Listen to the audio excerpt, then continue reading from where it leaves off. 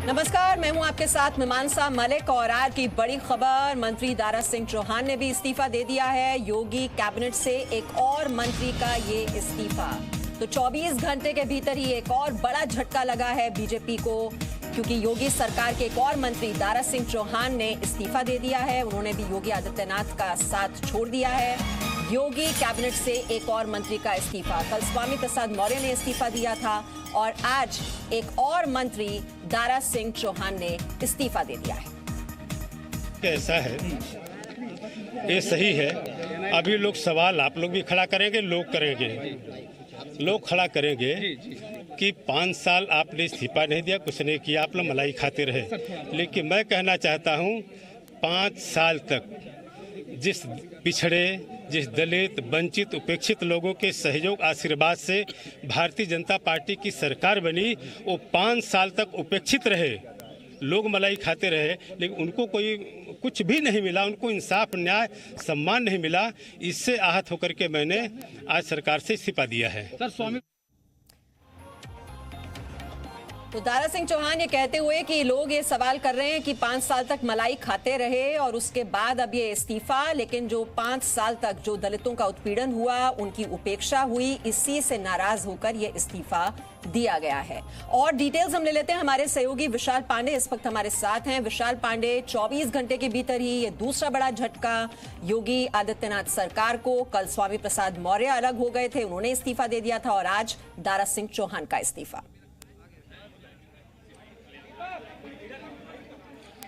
बिल्कुल मीमांसा, देखिए पहले स्वामी प्रसाद मौर्य का इस्तीफा और उनके साथ अखिलेश यादव की फोटो आना और समाजवादी पार्टी ने कहा कि स्वामी प्रसाद मौर्य सपा में शामिल हो चुके हैं और आज यूपी सरकार के एक और कैबिनेट मंत्री दारा सिंह चौहान ने इस्तीफा दे दिया है। और हमारे सूत्र बता रहे हैं कि दारा सिंह चौहान भी समाजवादी पार्टी में शामिल होने जा रहे हैं, क्योंकि अब से थोड़ी देर पहले दारा सिंह चौहान की अखिलेश यादव से एक लंबी मुलाकात हुई है, जिसके बाद मंत्रिमंडल से इस्तीफा दिया है दारा सिंह चौहान ने।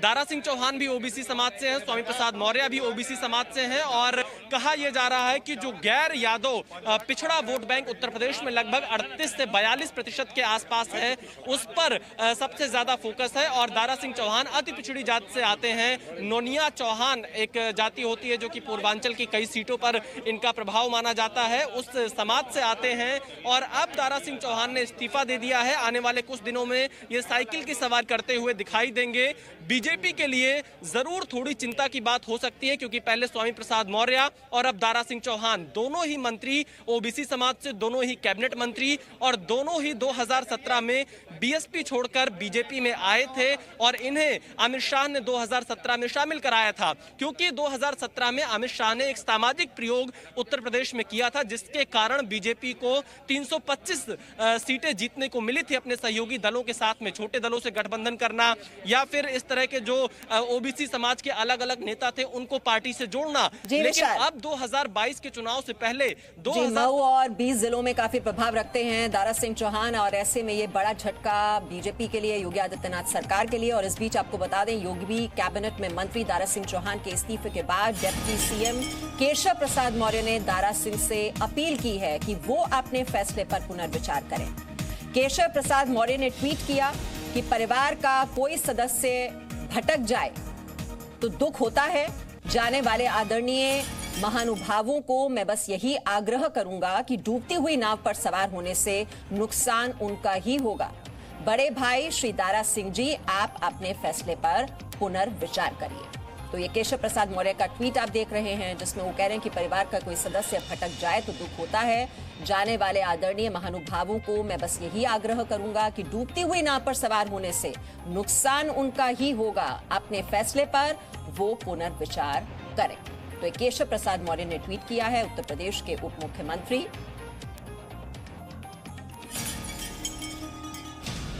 और रविंद्र हमारे सहयोगी इस खबर पर जुड़ गए हमारे साथ। रविंद्र, कोशिशें तो लगातार की जा रही हैं मनाने की, लेकिन वो मनाने का कोई नतीजा नहीं दिखाई दे रहा है। इनको भी मनाने की खबरें थी कि मनाने की कोशिश की जा रही है, लेकिन वो तो कह रहे हैं कि 5 साल मलाई खाली ऐसा नहीं है, उपेक्षित हुआ है दलित समाज और पिछड़े लोग, और इसी वजह से ये फैसला लिया गया। देखिए, जाहिर सी बात है मीमांसा, कल भी हम और आप विशाल एक इसी लाइन पर थे, ऐसी बातचीत हो रही थी कि केवल स्वामी प्रसाद मौर्य नहीं बल्कि लगभग 6 जो उनके जो समर्थक है या आवाज हेलो हेलो हेलो चलिए, हेलो हेलो हेलो जी जी, अब आ रही है आपकी आवाज, बोलिए रविंद्र। देखिए मीमांसा, कल भी हम लोग बात कर रहे थे कि स्वामी प्रसाद मौर्य के साथ लगभग आधा दर्जन विधायक और उनमें मंत्री भी शामिल है, वो बीजेपी छोड़कर जा सकते हैं। और कल भी केशव प्रसाद मौर्य ने स्वामी प्रसाद मौर्य के लिए ट्वीट किया था, और आज भी दारा सिंह चौहान या दूसरे लोग जाने वाले हैं उनके लिए भी ट्वीट किया है। और ट्वीट कल भी जिस तरह से बैठक के बीच से किया गया था, आज भी बैठक के बीच से किया जा रहा है। सुबह से ही 11 बजे से बैठक चल रही है, गृह मंत्री अमित शाह भी उसमें मौजूद हैं।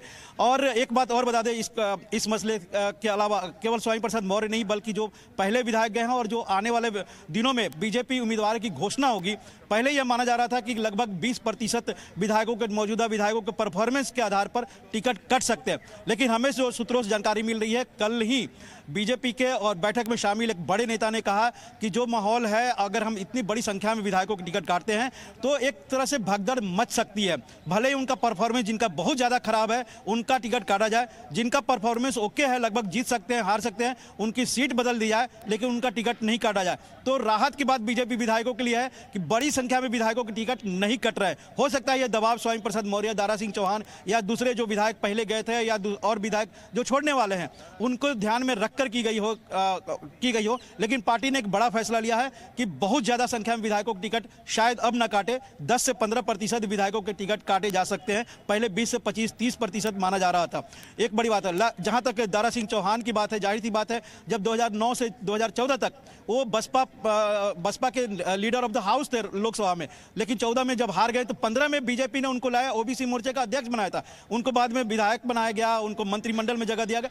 चुनाव के समय उनको अगर याद आ रहा है कि दलितों की उपेक्षा हुई है, किसानों को उपेक्षा हुई है, तो जाहिर सी बात है दोनों तरफ से होगी। या तो वो समझ रहे होंगे कि बीजेपी की सरकार आने वाली नहीं है, या ये हो सकता है कि ये भी मान के चल रहा हो सकता है कि मेरा भी टिकट काट दिया जाए। तो दोनों बातें हुई होगी। और बीजेपी कोई ऐसा नहीं है कि कल भी जो हम लोग बात कर रहे थे, जाने वाले नेताओं के बारे में बीजेपी नेतृत्व को पता नहीं है कौन जा सकता है, मनाने की भी कोशिश की गई होगी। और जब बात नहीं बनी तो बीजेपी का यही कहना है कि आप बीजेपी न छोड़ के जाए ऐसे बड़े नेता। तो पोस्टरिंग भी है, जो उस वर्ग के जो जनाधार है, जो नेता है या जो लोग हैं, उनके बारे में ये बताने की कोशिश की जा रही है बीजेपी की तरफ से कि आप चुनावों से ऐन पहले ये फैसला क्यों? 5 साल तक आप सत्ता का सुख भोगते रहे और अब आपको याद आया कि जो दलित हैं, जो पिछड़े हैं, बेरोजगार हैं, वो नजरअंदाज किए जा रहे हैं। लेकिन साथ ही साथ स्वामी प्रसाद मौर्य और अब दारा सिंह चौहान, ये 2 बड़े ओबीसी चेहरे।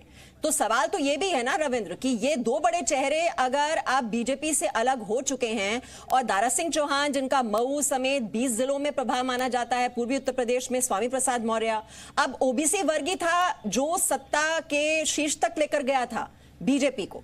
कितना बड़ा झटका, कितना बड़ा डेंट। देखिए, 2014 के चुनाव, लोकसभा चुनाव बसपा में रहते हुए हार गए थे और लाखों की संख्या में, लाखों वोट से वो हारे थे। तो ऐसा नहीं है। हाँ, ये जरूर होता है, कोई बड़ा नेता जाता है तो ये कहा जाता है कि इसका बहुत बड़ा जनाधार है। बीएसपी में थे तो सिर्फ मायावती का जनाधार था। दारा सिंह चौहान विश्वसनीय थे, उनको लीडर ऑफ द हाउस बनाया गया था लोकसभा में। आज वो छोड़ के जा रहे हैं तो उनके समर्थक जरूर ये कहेंगे कि इनकी इतनी बड़ी जनाधार था, जाने से नुकसान होगा। लेकिन जब बीजेपी में आए हैं तो आप देखिए कि 30,000 के लगभग वोटों से ही जीते थे अपने क्षेत्र में, जो मधुबन विधानसभा है। तो कहा जाता है, बीजेपी नेताओं का कहना है कि ठीक है, एक बड़ा चेहरा थे, बसपा में रहने के कारण से और बीजेपी में आने के कारण से कैबिनेट मंत्री बने थे, उनको ये सम्मान दिया गया था। लेकिन ये कहना कि बीजेपी को इससे पूरे 20 जिलों में नुकसान होगा, बीजेपी के नेताओं का कहना कि ये उनके समर्थक भले कहें लेकिन हमारी पार्टी ऐसा मानने को तैयार नहीं है। हाँ, नुकसान होगा, उसकी भरपाई हम करने की पूरी कोशिश करेंगे। लेकिन जो बात हो रही थी मीमांसा की, जो ट्वीट किया जा रहा है या पोस्टरिंग करने की कोशिश बीजेपी की तरफ से की जा रही है, ये नेताओं के लिए नहीं बल्कि उन लोगों के लिए की जा रही है जो इनके समर्थक रहे या इनके जाति वाले लोग हैं, उनको ये दिखाने की कोशिश कि आपके नेता को हम बनाने की कोशिश किए, अपने पार्टी में रखने की हमने भरपूर कोशिश की, क्योंकि हम उस समाज को सम्मानित करना चाहते हैं, सम्मान देना चाहते हैं। अब छोड़ के गए हैं तो वो केवल अपने सियासी फायदे के लिए जा रहे हैं। बीजेपी का इससे कोई लेना देना नहीं। तो कहीं नहीं पोस्टरिंग चल रहा है, बीजेपी को भी मालूम है, और जो जाने वाले हैं नेता इस तरह के अभी और 4-5 और आ जाएंगे 1-2 रोज के अंदर में, उन सभी का यही कहना होगा कि जी। एक और बड़ी खबर भी हमें मिल रही है, कांग्रेस नेता इमरान मसूद अखिलेश यादव से मिले हैं। अखिलेश के नेतृत्व में काम करने की बात उन्होंने कही है। अखिलेश से टिकट मांगने नहीं गया था, ये इमरान मसूद भी कह रहे हैं। पश्चिमी उत्तर प्रदेश में इस बार 10 सीट भी नहीं जीतेगी बीजेपी। तो इमरान मसूद जो कि अखिलेश यादव से मिले हैं, और रवि त्रिपाठी भी हमारे साथ हैं। रवि त्रिपाठी, ये भी एक बड़ी डेवलपमेंट, इमरान मसूद एक बड़ा चेहरा जो कि कांग्रेस पार्टी से, और मुलाकात हो रही है अखिलेश यादव से। वो तो ये भी कह रहे थे कि गठबंधन होना चाहिए दोनों पार्टियों के बीच। बिल्कुल बिल्कुल। देखिए मीमांसा, राजनीति में सबसे बड़ी चीज़ कहा जाए पीपीपी मॉडल चलता है, पॉलिटिक्स में परसेप्शन और प्रोपेगेंडा। तो परसेप्शन की जहां तक बात होती है तो एक तरफ लग रहा है ऐसा कि सब लोग अखिलेश यादव की तरफ भाग रहे हैं, सब लोग समाजवादी पार्टी की तरफ जा रहे हैं, चाहे बसपा के लोग हों, चाहे कांग्रेस के लोग हों, चाहे भाजपा के लोग हों। तो इसका फायदा समाजवादी पार्टी को है, इस परसेप्शन में होता है। और ये जो बड़े बड़े मंत्री जब छोड़ के जाते हैं, कल से आप देखिएगा लखनऊ और उत्तर प्रदेश की राजनीति का माहौल अलग है। कल से पहले भले ही दूसरा माहौल होगा, हो सकता था कि लड़ाई अच्छी है, अखिलेश यादव बहुत नीचे है, लेकिन अखिलेश यादव कल से अच्छी फाइट में दिख रहे हैं और परसेप्शन में उनको एज मिलता दिख रहा है। क्योंकि एज ये होता है कि आपके मंत्री छोड़ के जा रहे हैं और आपके कैबिनेट मंत्री हैं, दोनों बड़े मंत्री हैं जो छोड़ के जा रहे हैं। वैसी स्थिति में कांग्रेस के पार्टी के लोग, चाहे इमरान मसूद छोड़ के आए, इमरान मसूद पश्चिम उत्तर प्रदेश में एक बड़ा चेहरा है, मुस्लिम फेस है लेकिन एक बड़ा चेहरा है और वो 8 से 10 सीटों पर प्रभाव डाल सकते हैं। तो कहीं ना कहीं इमरान मसूद का आना, दारा सिंह चौहान का जाना, स्वामी प्रसाद मौर्य का जाना, ये सारा एक मैसेज दे रहा है कि कहीं एक माहौल बनता है इन लोगों से। देखिए राजनीति में क्या देखा जाता है कि जो फ्लोटिंग वोटर होता है, जिसका न बीजेपी से लेना है, न बसपा से लेना है, न सपा से लेना है, न कांग्रेस से लेना है, वो इंतजार करता है माहौल का। और वैसे में माहौल अगर लगता है कि आपके खिलाफ जा रहा है तो वो उसके साथ बह लेता है। तो कहीं ना कहीं बीजेपी को परसेप्शन वाइज अभी नुकसान हो रहा है, लेकिन अभी बीजेपी किस तरह से संभलती इन सब चीजों से, ये देखने वाली बात होगी। क्योंकि जैसा रविंदर बता रहे हैं कि भाई 100-125 टिकट पहले काटने की बात थी और अलग अलग लेवल पर मुझे जो जानकारी मिल रही, 3 अलग अलग सर्वे किए गए हैं कि अगर 100 से 125 टिकट काटते हैं तो कितनी सीट बीजेपी लेकर आएगी, अगर इन सबको टिकट दे देते हैं तब बीजेपी कितनी सीट लेकर आएगी, और अगर इसमें कुछ लोगों के टिकट काटे जाए, कुछ लोगों के टिकट नहीं काटे जाए, तब कितनी सीट आएगी। तो ये अलग अलग लेवल पर सर्वे किया गया और सबसे वर्स्ट जो सर्वे है कि सबसे खराब स्थिति में भी बीजेपी 210-212 सीट लेकर आए, मतलब सरकार बना जाएगी। ये बीजेपी का अपना इंटरनल सर्वे है। परसेप्शन बहुत मायने रखती है, और जो दिखाई और कहा जाता है, स्वामी प्रसाद मौर्य को भी कहा जा रहा है कि वो तो राजनीतिक वैज्ञानिक हैं। जो बात पासवान जी के बारे में कही जाती थी कि वो उसी ओर जाते हैं जिस ओर हवा बह रही होती है। ब्रह्म प्रकाश दुबे, अब डैमेज कंट्रोल कैसे किया जाएगा, कितनी बड़ी चुनौती है बीजेपी के लिए? देखिए, जिस तरह से लगातार बीजेपी के मंत्रिमंडल से लोग इस्तीफा देकर जा रहे हैं, बड़े नेता जा रहे हैं, उससे नुकसान तो बीजेपी को हो रहा है।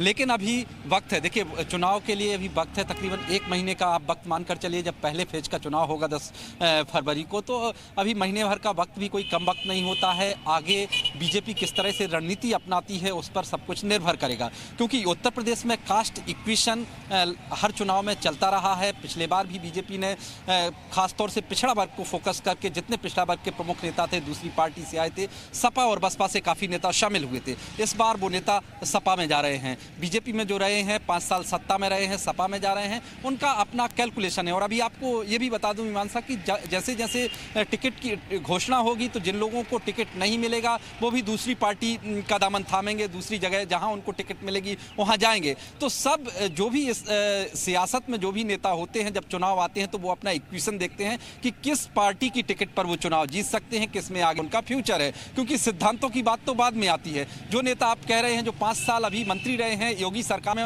और अब वो योगी सरकार पर आरोप लगाने लगे हैं कि दलितों के लिए कुछ नहीं किया, पिछड़ा वर्ग के लिए कुछ नहीं किया, तो इसका सीधा सीधा मायना ये है कि उनका कोई, अब तो वो कहने लगे हैं कोई सैद्धांतिक लड़ाई नहीं है, बल्कि उनकी अपनी कुर्सी की लड़ाई है। उनको जहां लगता है कि अब उनकी आगे की जो सीट है वो सेफ रहेगी, किस पार्टी में वो जीत सकते हैं, आगे किस पार्टी में वो मंत्री बन सकते हैं, किस पार्टी की जा रहे हैं, तो वो अपने कैलकुलेशन के आधार पर मंत्री की बात अगर की जाए, चाहे वो दारा सिंह चौहान हो, स्वामी प्रसाद मौर्य पहले बीएसपी में थे, बीएसपी से बीजेपी में आ गए और अब बीजेपी से अब समाजवादी पार्टी में।